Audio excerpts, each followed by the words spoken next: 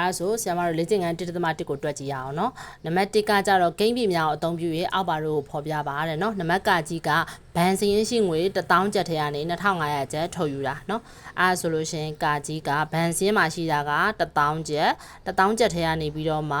2500ကျပ်ကိုထုတ်ယူတာဆိုတော့ရော့သွားမှာ2500ရော့သွားမှာတွက်ပြစရာမလို तू ကအကြောင်းအရာကိုပဲဖော်ပြပါလို့ပဲပြောထားလို့နော်နောက်တစ်ခုကကြတော့ဘန်စရင်ရှိငွေ1200ကျပ်ထဲကို1200ကျပ်တို့ငွေ1000ကျပ်ထပ်သွင်းတာပေးသွင်းတာအဲ့တော့ဘန်စရင်မှာငကိုရှိတာက1200ထပ်သွင်းလိုက်တယ်ဆိုတော့များလာမှာဆိုတော့အပေါင်း1000ကျပ်ပေါ့နော်နောက်နံပါတ်ကငယ်ကကြအရင်းငွေ100ကျပ်နော်အရင်းငွေဆိုတာကဝယ်တဲ့ဈေးကိုပြောချင်တာပေါ့နော်ဝယ်ဈေးက100ကျပ်ရောင်းရငွေက80ကျပ်ရောင်းဈေးက80ကျပ်ဖြစ်လျင်အရှုံးမြတ်တွက်မယ်ပေါ့နော်အဲ့တော့ပစ္စည်းတစ်ခုကိုရောင်းတယ်ဝယ်တယ်အရှုံးမြတ်တွက်တယ်ဆိုလို့ရှိရင်ကိုရောင်းလိုက်တဲ့ဈေးတွေကနေကိုဝယ်ခဲ့တဲ့ဈေးကိုပြန်နှုတ်ပေးရတယ်ပေါ့နော်ရောင်းလိုက်တဲ့ဈေးက80ဝယ်တဲ့ဈေးက100အဲ့ခါကျတော့ရောင်းလိုက်တဲ့ဈေးကများတယ်ဆိုရင်မြတ်မယ်ပေါ့အခုကရောင်းတဲ့ဈေးကနည်းနေရလေနော်ပစ္စည်းတစ်ခုကို100နဲ့ဝယ်လာပြီးတော့80နဲ့ပြန်ရောင်းတာဆိုတော့နည်းနေဆိုတော့အနှုတ်20ဆိုတော့ဒါရှုံးတာပေါ့နော်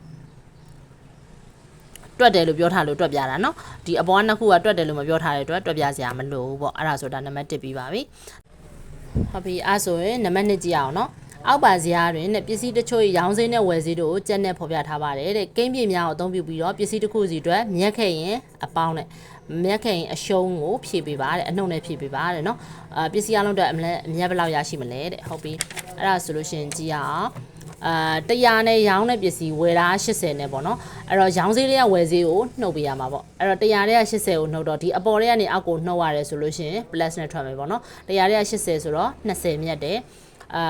45ကျပ်နဲ့ဝယ်ထားတဲ့ပစ္စည်းကို50နဲ့ရောင်းတာဆိုတော့ဒါမြတ်တယ်ပေါ့နော်ဘယ်လောက်မြတ်လဲဆိုတော့ဒီမှာနှုတ်လိုက်တော့5 plus 5နော်50နဲ့ဝယ်တဲ့ပစ္စည်းကို50နဲ့ဝယ်တဲ့ပစ္စည်းကို50နဲ့ပြန်ရောင်းတယ်ဆိုတော့ဒါအမြတ်လည်းမရှိဘူးရှုံးလည်းမရှိဘူးပေါ့နော်100နဲ့ဝယ်တဲ့ပစ္စည်းကို150နဲ့ရောင်းတာဆိုတော့ဒါမြတ်တာပေါ့နော်ဘယ်လောက်မြတ်လဲသိချင်150ရောင်းဈေးတွေကနေဝယ်ဈေးကိုနှုတ်တော့50မြတ်ပါတယ်အဲ့တော့150ကျပ်နဲ့ဝယ်တဲ့ပစ္စည်းကို100နဲ့ရောင်းတယ်ဆိုတော့ဒါရှုံးတယ်ဘယ်လောက်ရှုံးလဲသိချင်ဒီအောက်ကနေအပေါ်ကိုပြန်နှုတ်လိုက်ပေါ့နော်ဝယ်ဈေးတွေကနေပြန်နှုတ်ရရင်အနှုတ်ပေါ့နော်5ကျပ်ရှုံးတယ်ဒါကြတော့1020နဲ့ဝယ်ထားတဲ့ဟာကို1000နဲ့ရောင်းတာဆိုတော့20ရှုံးတယ်ပေါ့နော်အနှုတ်20အဲ့ဒါဆိုရမလားမသိဘူးเนาะအဆင်ပြေမယ်လို့ထင်ပါတယ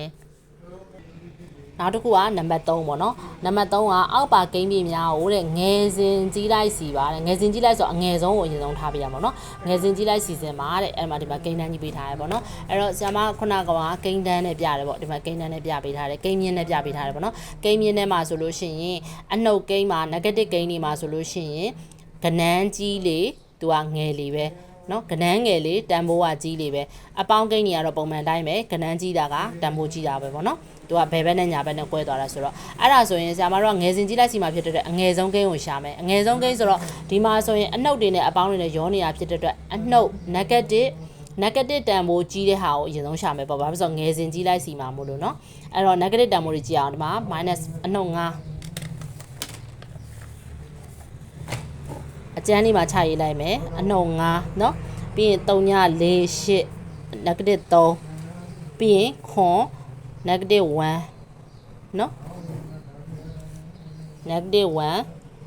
ပြီးတော့လို့ရှိရင်3 5 negative 4 negative 8 negative 4 negative 8ပေါ့နော်အဲဆိုဒီမှာဆိုလို့ရှိရင်အကြီးဆုံးက8ဖြစ်တယ်အဲ့တော့8ကအငယ်ဆုံးဖြစ်မယ်ပေါ့နော်ပြီးတော့လို့ရှိရင်နောက်ထပ်ကြီးတာပါနောက်ထပ်ကြီးတာဘယ်လိုလဲဆိုတော့အနှုတ်5 negative 5เนาะဒါပြီးသွားပြီပြီးတော့လို့ရှိရင် negative 4ပြီးသွားပြီပြီးတော့ရင်အနှုတ်3ပြီးတော့အနှုတ်1ပြီးသွားပြီเนาะပြီးတော့ဒါအနှုတ်ကိန်းတွေပြီးသွားပြီအနှုတ်ကိန်းတွေပြီးသွားရင်3ညပါလားတော့ကြည့်ပေါ့နော်3ညပါလားဆိုတော့3ညပါတဲ့အတွက်3ညထည့်လိုက်မယ်ပြီးတော့ကျန်တဲ့ကိန်းလေးတွေကိုခုနလိုပဲစီပြီးတော့ရေးလိုက်ပေါ့နော်တခါတည်းကိုကမျက်စိရှင်တယ်ဆိုလို့ရှင်လည်းရေးလိုက်လို့ရတယ်ရေးပြီးတော့တခါတည်းချစ်ခဲ့ပေါ့နော်ဒီမှာက1ရှိတယ်ပြီးလို့ရှင်3ညပြီးသွားပြီ4ရှိတယ်8ရှိတယ်ခွန်ရှိတယ်ခွန်ရှိမယ်3ရှိမယ်5ရှိမယ်ပေါ့နော်အဲ့မှာဆိုလို့ရှိရင်ငယ်စဉ်ကြည့်လိုက်စရာဖြစ်တဲ့အငယ်ဆုံးအရင်ဆုံးစာရေးရမယ်1ကအငယ်ဆုံး1ပြီးတော့ရင်3ဟုတ်တယ်နော်3ဖြစ်ပါမယ်1ပြီးတော့ရင်3ပြီးတော့4 4ပြီးတော့5ပြီးတော့ရင်ခွန် ခွန်ပြီးသွားရင်8ပေါ့နော်အဲ့တော့စာရေးတဲ့အခါမှာငယ်စဉ်ကြီးလိုက်စီတော့ဆိုပြီးတော့ရေးပေးရပါမယ်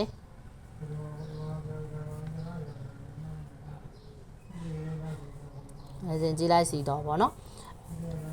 ဒီဟာလေးတွေကအကျမ်းမှာတွက်ပေးရမှာနော်ဒါဆိုစီပြီးသွားပြီပေါ့နောက်ဆိုနံပါတ်4လေးကြည့်အောင်နော်နံပါတ်4ကကြတော့အောက်ပါဥပမာကိုလေ့လာ၍တဲ့အနှိမ့်အမြင့်တို့ကိုကိန်းပြများအသုံးပြုပြီးဖော်ပြပါတဲ့နော်ဒီမှာဥပမာပေးထားတဲ့အဲ့ဥပမာလေးကိုကြည့်ပြီးတော့အနှိမ့်မြင့်ကိုပြရမှာနော်တတ်မှတ်ထားသောမူလအမှတ်၏အထက်ကိုဖြစ်တယ်ဆိုရင်အပေါင်းလက္ခဏာနဲ့ပြောပြရမယ်တတ်မှတ်ထားတဲ့မူလအမှတ်ရဲ့အောက်ကိုဖြစ်တယ်ဆိုရင်အနှုတ်လက္ခဏာနဲ့ပြောပြရမယ်ပေါ့နော်ဥပမာတဲ့ကြောင်မီသွေးတူးလောက်သားတစ်ယောက်ကမြေပြင်အောက်လို့ပြောထားတယ်အောက်ဆိုတော့သူကအနှုတ်လက္ခဏာနဲ့သုံးပြရမှာ100မီတာတွင်ရှိရဆိုပါဆိုတဲ့အဲ့ဒါဆိုအဲ့လောက်သားရဲ့တီနေရာကိုအနှုတ်100မီတာလို့ဖော်ပြပါတယ်တဲ့နော်အနှုတ်100လို့ပြမယ်အဲ့ဒါဆိုကြည့်အောင်ကာကြီးကအေဝရက်တောင်ထိပ်ဒီပင်လေရေမျက်နှာပြင်ဤအ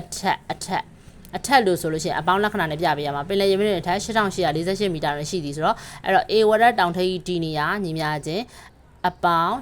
8848မီတာပေါ့နော်နောက်နံပါတ်ခါခွေရင်းငုတ်သင်းမောတစ်စီးသည်ပင်လယ်ရေမျက်နှာပြင်အောက်ဒီမှာဆိုအောက်လို့ပြောထားတယ်အောက်ဆိုတော့ဒါအနှုတ်နဲ့ဖော်ပြပေးရမယ်ပေါ့နော်အဲ့တော့ပင်လယ်ရေမျက်နှာပြင်အောက်334မီတာတွင်ရှိပါသည်304မီတာတွင်ရှိပါသည်အဲ့ဆိုရင်းငုတ်သင်းမောတစ်စီးဤဒီနေရာညီမျှခြင်းအနှုတ်304မီတာပေါ့အဲ့လိုလေးရေးပေးရပါမယ်အဆင်ပြေကြပါစေရှင်